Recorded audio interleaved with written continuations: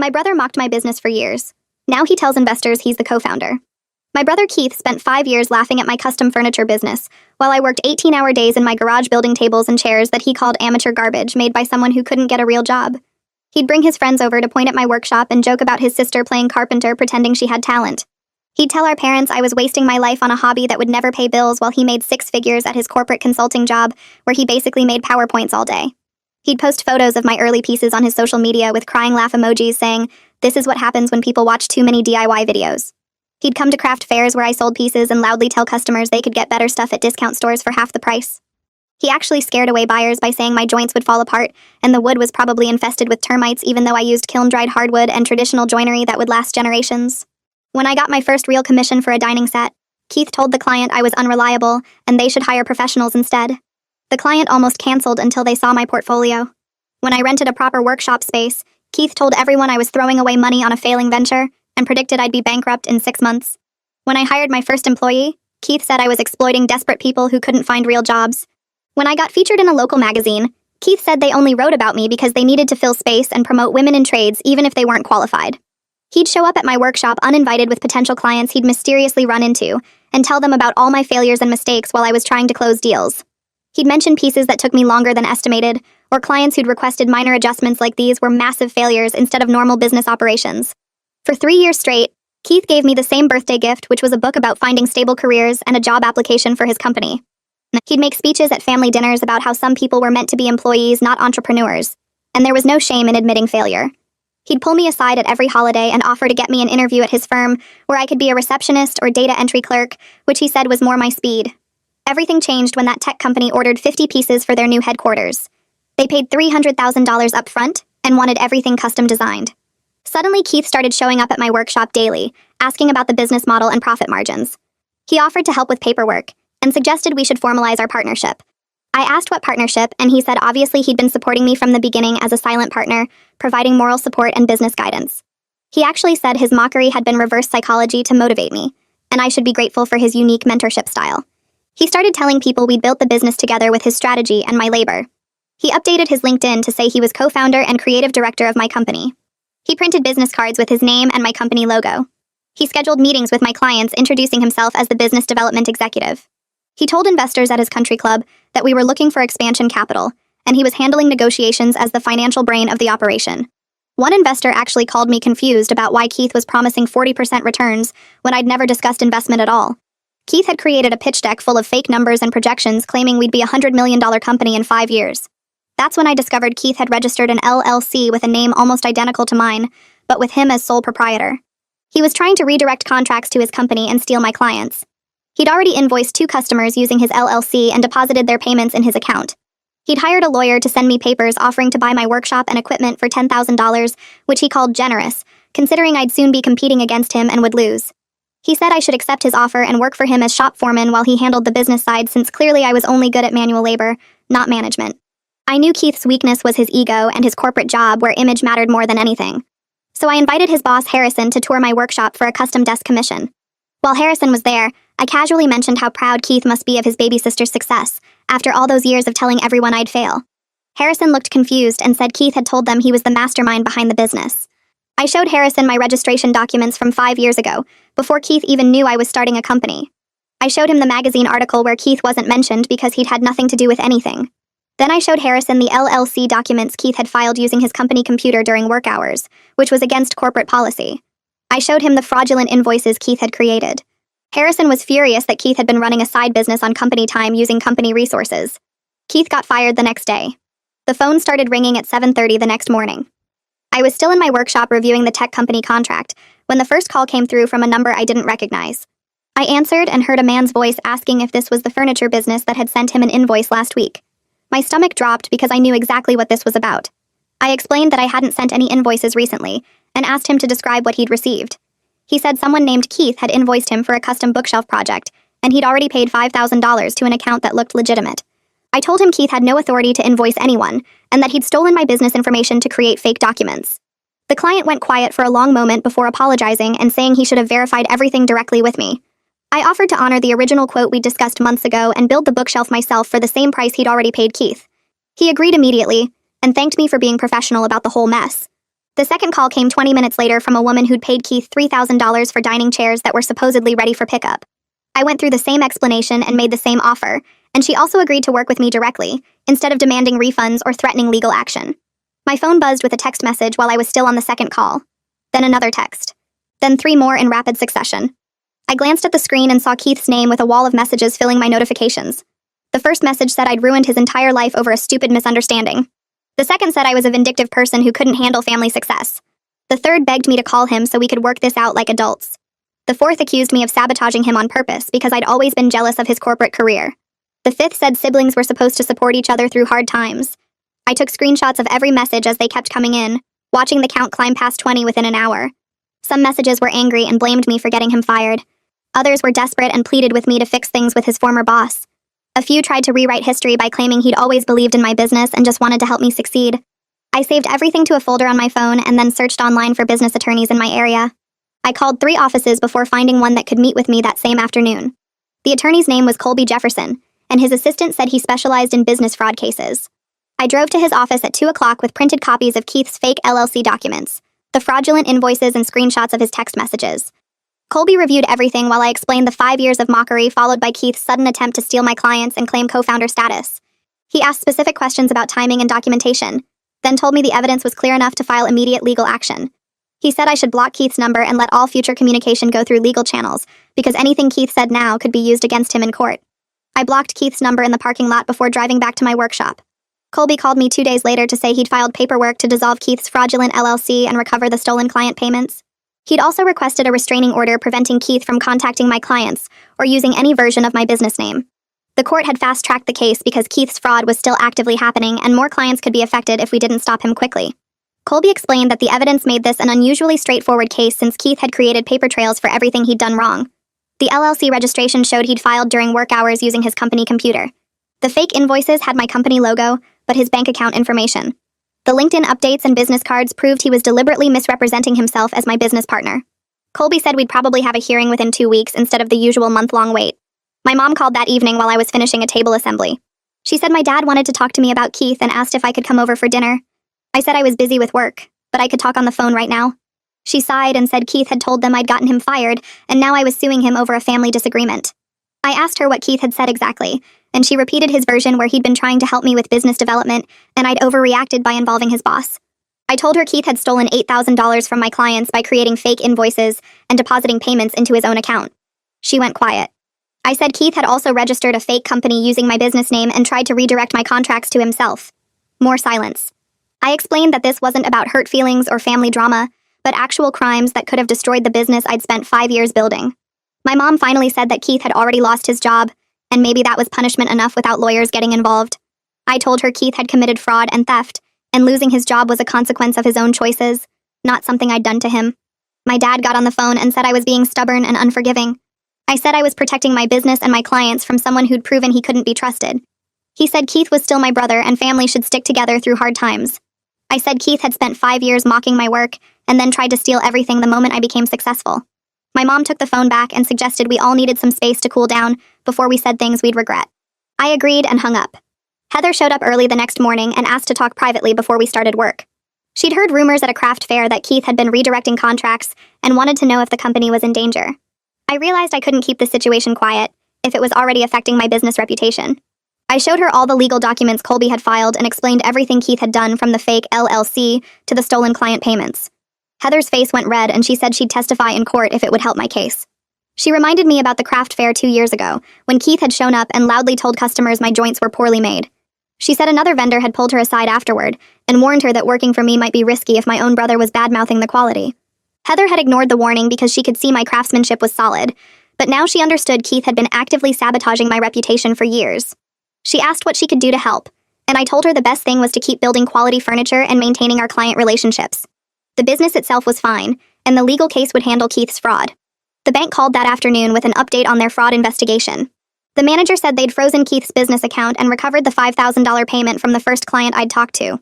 The second client had paid in cash directly to Keith so that money was harder to trace, but they were working with law enforcement to document the theft. I called Malik, my accountant, and asked him to help me calculate the exact financial damage for the legal case. He came to the workshop that evening with his laptop, and we went through every invoice, every client interaction, and every cost related to Keith's interference. The stolen payments totaled $8,000. The time I'd spent dealing with confused clients and fixing Keith's mess added another $2,000 in lost productivity. The legal fees were already at $6,000 and climbing. The potential damage to my business reputation from Keith's fake LLC was harder to quantify, but Malik estimated at least $2,000 in future client losses. The total came to around $18,000 in direct damages, plus whatever the court decided about the reputation harm. Keith showed up at my workshop 3 days later without any warning. I was sanding a chair leg when I heard someone open the front door and turned to see him walking toward me. He held up both hands and said he just wanted to talk. I kept the sander running and asked what he thought he was doing here after Colby had sent him a warning letter. Keith said the letter was exactly why he needed to talk to me before this got out of hand. He offered to pay back half the money if I'd drop the legal case and tell our parents it was all a misunderstanding. I turned off the sander and pulled out my phone. I dialed the police non-emergency line while Keith was still standing there telling me I was being unreasonable. The dispatcher answered, and I explained that someone was at my business location despite being warned to stay away through legal counsel. Keith's expression changed, and he backed toward the door saying this wasn't over. He left before the police arrived, but I stayed on the line and filed a report documenting that he'd violated the no-contact instruction. The officer who showed up 20 minutes later took my statement and gave me a case number to provide to Colby. Austin from the tech company sent an email the next morning with the subject line asking about ownership structure. My chest tightened when I saw it because I knew Keith must have contacted them. The email said someone claiming to be my business partner had reached out to their procurement department, asking about payment schedules and future orders. Austin wanted to know if there were any ownership disputes he should be aware of before they continued with the contract. I forwarded Keith's fraudulent pitch deck and wrote a professional explanation of the situation. I attached copies of my business registration from 5 years ago, and the legal documents showing Keith had no ownership stake and had created a fake company to steal clients. I explained that I'd taken legal action to stop the fraud and protect my clients. Austin responded within an hour, saying he appreciated the transparency and confirming that their contract was solely with my registered company. He said their legal team had already blocked Keith's contact information and flagged his fake LLC in their vendor system. Colby called me that afternoon saying Keith's lawyer had reached out trying to negotiate a settlement. Keith wanted to pay back the stolen money over time in exchange for me signing a non-disparagement agreement that would prevent me from telling anyone what he'd done. I said no before Colby even finished explaining the offer. I told him Keith didn't get to steal from me and then control whether I could tell the truth about his crimes. Colby said he'd expected that answer and had already told Keith's lawyer we weren't interested in any settlement that included silence clauses. He said we'd proceed with the full legal case and let the court decide appropriate consequences. My mom called on Saturday morning inviting both me and Keith to Sunday dinner so we could talk things out as a family. I said I wouldn't be in the same room as Keith until the legal case was resolved. She said I was being stubborn and that family dinners shouldn't be affected by business disagreements. I told her this wasn't a disagreement but a criminal case involving fraud and theft. My dad took the phone and said I was being unforgiving and holding grudges. He started comparing this to childhood fights over toys and saying siblings always worked things out eventually. I hung up when he said I needed to be the bigger person and forgive Keith for making a mistake. The phone rang again immediately, but I let it go to voicemail. My dad's message said I was tearing the family apart over money, and that I'd regret this someday when Keith wasn't around anymore. I deleted the message and went back to work on the tech company order. 2 days after my dad's voicemail, I got an email from someone named Courtney Beck, with a subject line that said, "Information about Keith Cisneros." I almost deleted it thinking it was spam until I saw she worked at Keith's old company. She wrote that she'd been Harrison's assistant for 3 years, and had watched Keith treat support staff like they were invisible or stupid. She said she had copies of emails where Keith used company resources for personal projects and claimed he was in client meetings when he was actually at lunch or running errands. She offered to provide statements if it would help my legal case, because she was tired of people like Keith getting away with bad behavior. I forwarded everything to Colby, who said this was exactly the kind of evidence that would strengthen our restraining order petition. He said having a third-party witness to Keith's pattern of dishonesty and rule-breaking would show the judge this wasn't just a family argument, but a pattern of fraudulent behavior. The court date arrived 3 weeks later on a Tuesday morning at 9. I wore business clothes and brought a folder with all my documentation organized by date. Keith showed up 10 minutes late with a lawyer in an expensive suit who immediately started talking about how family disputes should be handled privately. The judge was a woman in her 50s who looked annoyed before anyone even started speaking. Colby presented the evidence of Keith's fake LLC, the stolen client payments, the fraudulent invoices, and the documentation of Keith showing up at my workshop after being warned not to. He showed the text messages where Keith alternated between threats and fake apologies. He showed Courtney's statement about Keith's history of dishonesty at work. Keith's lawyer tried to argue that siblings have disagreements, and legal intervention was excessive. The judge cut him off and said fraud isn't a disagreement, and theft isn't a family matter. She granted a 1-year restraining order that prohibited Keith from contacting me, coming to my workshop, or contacting any of my clients. She ordered him to pay full restitution for the stolen funds, plus my legal costs, which totaled about $22,000. Keith's face went red and he started to say something, but his lawyer grabbed his arm. The judge said if Keith violated the order, he'd face criminal charges. We walked out and Keith was standing in the hallway glaring at me, but he didn't say anything. That afternoon, Keith started posting on social media about betrayal and how family should support each other through hard times. He didn't mention my name, but it was obvious he was talking about me. He posted things about how success changes people and how some family members forget where they came from. Within hours, I had 5 different people texting or calling asking what happened between me and Keith. I didn't respond to the social media posts, but when people asked me directly, I told them the basic facts without drama. Keith tried to steal my business by creating a fake company and taking client payments. I took legal action to stop him. Most people were shocked and said they had no idea. A few mutual friends from high school stopped following both of us, which I figured meant they didn't want to pick sides. My insurance agent Nina called the next week saying she'd heard through business connections about what happened with Keith.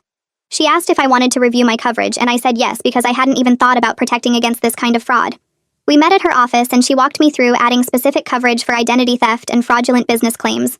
She said this kind of family business fraud happens more often than people realize because family members have access to information and people don't expect their relatives to steal from them. She said having proper documentation like I did and business insurance made a huge difference in recovery. The new coverage cost me an extra $200 a year, but it felt worth it to know I had protection if anyone tried this again. 3 weeks after Keith got fired, Colby called saying Keith's lawyer had reached out with a message. Keith couldn't make the full restitution payment because he was unemployed and struggling financially. His lawyer asked if we'd accept a reduced settlement. Colby asked what I wanted to do, and I said no reduced settlement. I told him Keith should have thought about financial consequences before he committed fraud. Colby said that's what he figured I'd say. He told Keith's lawyer we'd accept a payment plan, but only if the full amount was legally guaranteed with interest included. The payment plan would be $200 a month until the full amount plus interest was paid. Keith's lawyer agreed because they didn't have much choice with the court order in place. I finished the tech company order 2 days ahead of schedule. All 50 pieces were delivered and installed in their new headquarters on a Friday morning. Austin walked through inspecting everything and kept stopping to run his hands over the wood and test the joints. He said the quality exceeded his expectations and asked if I was available for future projects. He mentioned they were opening 2 more offices in the next year and would need furniture for both. He also said he'd already referred me to 2 other companies in their building who were looking for custom work. I thanked him and said I'd send proposals for the future projects. Driving back to my workshop, I felt like this was proof that my business had always been real, and Keith's attempts to claim credit or destroy my reputation hadn't mattered. The work spoke for itself. My mom called that Sunday afternoon crying so hard I could barely understand her. She said Keith had to move back home because he couldn't afford his apartment anymore. She begged me to consider that he was my brother and he was suffering enough. I told her Keith created his own consequences through fraud and theft. I said I wasn't responsible for fixing problems he caused himself. She said I was being cold and holding grudges. She said Keith made a mistake, but he was family, and family forgives. I told her Keith didn't make a mistake. He committed crimes over several months while knowing exactly what he was doing. She hung up on me. My dad called 10 minutes later and left a voicemail saying I was tearing the family apart, and I needed to be the bigger person. I didn't call back. Heather brought up an idea the following Tuesday while we were working on a custom bookshelf order. She said we should formalize the business structure so nobody could ever claim partnership or co-founder status again. I realized she was right that Keith had exposed a weakness in how I'd set things up. We scheduled a meeting with Colby to create proper legal entities and operating agreements. He helped us file everything correctly with clear ownership documentation that listed me as sole proprietor and Heather as employee with defined responsibilities. It cost me $1,500 in legal fees, but it felt like closing a door that Keith had tried to walk through. 6 months passed and Keith had paid back about half the restitution through his monthly payments. He was working 2 retail jobs according to my mom, who kept trying to guilt me into forgiving him. My parents invited me to family dinners and holiday gatherings, but always mentioned that Keith would be there too. I stopped going to most events because I wasn't ready to be in the same room as him. My mom called every few weeks asking when I'd forgive him and let things go back to normal. I told her things would never go back to normal because Keith had never actually apologized or said he understood why what he did was wrong. She said I was holding grudges and being stubborn. I said I was maintaining boundaries with someone who committed fraud against me. We'd have the same conversation and then not talk for a few weeks. The business kept growing with 3 new major contracts coming in from referrals. I was working 10-hour days and Heather was maxed out on hours. I started looking at hiring a second employee because we had enough steady work to support another salary. Every new contract and every satisfied client felt like proof that I'd been right to protect what I built. Keith had tried to steal my success and claim credit for work he'd mocked for years. Taking legal action meant ongoing tension with my parents and awkward family gatherings where I wasn't welcome. But watching my business grow and knowing it was protected felt worth that cost, even when my mom called crying about family being torn apart. 2 weeks later, Colby called to say Keith's lawyer had sent over a formal apology letter as part of the restitution agreement. I drove to Colby's office to read it in person because I didn't want that document sitting in my email where I might see it accidentally. The letter was 3 pages long on fancy letterhead with Keith's signature at the bottom. I read through it twice while sitting in Colby's conference room with the door closed. The first paragraph said Keith regretted the misunderstanding between us and acknowledged that his actions had caused financial and emotional harm to my business. The second and third paragraphs talked about how losing his job had created unexpected hardship and how the monthly restitution payments were straining his limited budget from retail work. The fourth paragraph mentioned our family relationship and expressed hope that we could eventually move past this difficult period. The final paragraph said he took full responsibility for his mistakes and hoped I would accept his sincere apology. I set the letter down on the table and looked at Colby. He asked if I wanted to respond, and I said no. The whole thing read like something his lawyer had written with maybe 5 minutes of input from Keith about his money problems. There was nothing about the 5 years of mockery or the craft fairs where he scared away customers or the birthday gifts telling me to get a real job. Nothing about how he'd tried to steal my clients and redirect contracts to his fake company. Just vague language about mistakes and misunderstandings like he'd accidentally used the wrong invoice template instead of committing deliberate fraud. I told Colby to acknowledge receipt through official channels, but I wouldn't be writing back personally. Keith could have his lawyer-drafted apology on file for the court records, but I wasn't going to pretend it meant anything real. Thanksgiving arrived, and my mom called 3 times in 2 days to confirm I was coming to dinner. She'd worked out a schedule where I would come at 2 and leave by 5, then Keith would arrive at 6 for the evening portion. I agreed because I wanted to see my parents, even though the whole arrangement felt ridiculous. I drove to their house with a store-bought pie because I hadn't had time to bake anything. My mom hugged me at the door and immediately started talking about how nice it was to have family together for the holidays. My dad was watching football in the living room and barely looked up when I said hello. We sat down to eat at 2:30 with just the 3 of us at the table. My mom asked about the business and I told her about the new contracts and the bookshelf orders that were keeping us busy through December. My dad cut into his turkey and said it was good I was staying busy. Then he added that family should always come first, no matter how successful a business got. I kept eating and didn't respond. My mom tried to change the subject by talking about my aunt's new job, but my dad kept going. He said siblings fought sometimes, but blood was thicker than water, and business disputes shouldn't tear families apart. I put down my fork and said this wasn't a business dispute. Keith had stolen money from my clients and tried to destroy the company I spent 5 years building. My dad said everyone made mistakes, and Keith had lost his job, which was punishment enough. I said Keith had committed actual crimes, including fraud and identity theft. My mom's eyes filled with tears, and she asked why I couldn't just forgive him and move on. I realized sitting there with my half-eaten plate that they would never understand. To them, this was just a fight between siblings who needed to get over it. They couldn't see that Keith hadn't hurt my feelings or insulted me. He'd committed crimes that could have destroyed everything I worked for and stolen from innocent clients who trusted me. I finished eating quickly and left at 4 instead of 5. My mom followed me to the door asking me to stay longer, but I said I had work to do. I drove home and spent the rest of Thanksgiving evening in my workshop sanding table legs, while my family had their evening dinner shift with Keith. The next 11 months passed with steady monthly restitution payments and zero contact with Keith. The business grew with 2 employees now and enough contracts to fill our schedule through the following spring. I hired a second woodworker in March after Austin referred me to another tech company that wanted custom conference tables. Heather trained the new guy on our finishing techniques and quality standards. My parents kept inviting me to family events with the same schedule system where Keith and I never overlapped. I went to a few, but mostly I was too busy with work. Extended family members would ask careful questions about how things were going, and I'd give short answers about the business doing well. Nobody mentioned Keith directly, but everyone knew what had happened, because my mom had probably told the whole family her version where I was being stubborn and unforgiving. 1 year after Keith got fired, Colby called to say the final restitution payment had cleared, and the legal case was officially closed. All the stolen money had been paid back with interest. The restraining order had expired months earlier. The court records were filed and done. I thanked Colby for handling everything and paid his final invoice that same day.